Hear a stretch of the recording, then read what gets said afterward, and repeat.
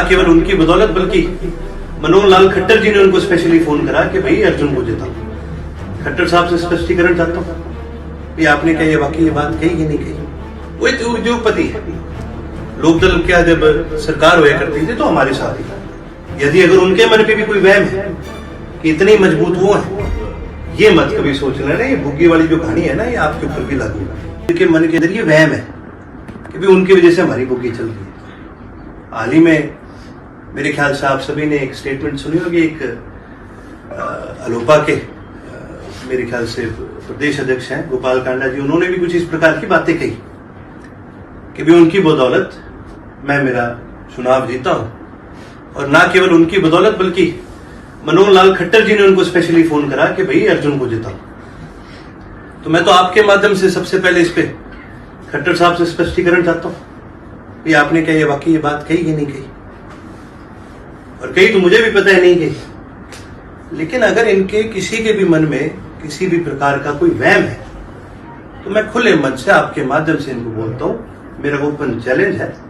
यदि खट्टर साहब को भी अगर ऐसा लगता है उनकी बदौलत कोई फर्क पड़ा है तो मेरे इस्तीफा ले लो और आज दोबारा चुनाव करा। मेरे कोई किसी बात की कोई संदेह नहीं है मेरे मन में। मुझे जिताने वाले लोग रानिया के लोग हैं और मुझे पता है हमारे कितने पुराने और कितने गहरे संबंध रानिया के लोगों के साथ। और जिस आदमी ने ये बात कही है वो एक उद्योगपति है।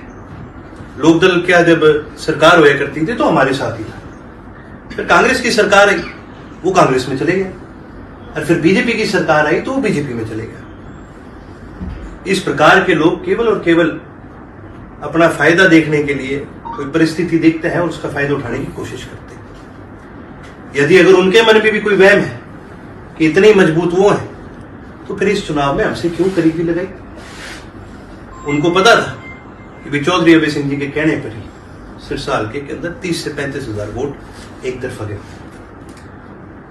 खुद का राजनीतिक लाभ लेने के लिए वो हमारे साथ लगा, हमारा तो नुकसान करा ही करा, पर उसमें खुद में भी इतना दम नहीं था कि वो अपनी सीट भी निकाल पाए। मेरी तो जिताना बहुत दूर की बात है। यदि किसी साथी का आपका इस विषय पर इस प्रकार से कोई सवाल हो तो विपक्ष भी लगातार निशाना साध रहा है, वो चाहे सरोमित्र कंबोज हो जो आपके सामने बैठे थे, वो भी कह रहे हैं कि सच्चाई सामने आ गई है कि पहले हम भी कहते थे कि मूक गठबंधन था, आप सच्चाई सामने आ गई। देखिए जी, सरोमित्र जी को मैं कहूंगा कि आप पत्रकारिता कीजिए, आप अच्छे पत्रकार थे। आप ये मत कभी सोच लेना ये बुग्गी वाली जो कहानी है ना, ये आपके ऊपर भी लागू होती है। ठीक है, जो वोट आए हैं ना वो कांग्रेस के नाम पर आए हैं। सरोमित्र का कोई खुद का कोई वहां पर कोई होल्ड नहीं है। और ज्यादा बड़ी बात नहीं तो मैं बता दूं, उनके ससुराल वालों ने मेरे को वोट दिया है।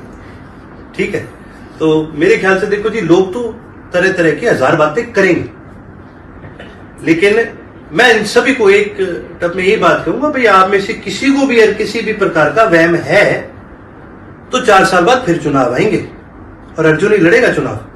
आप आके अपना वहम निकाल लो।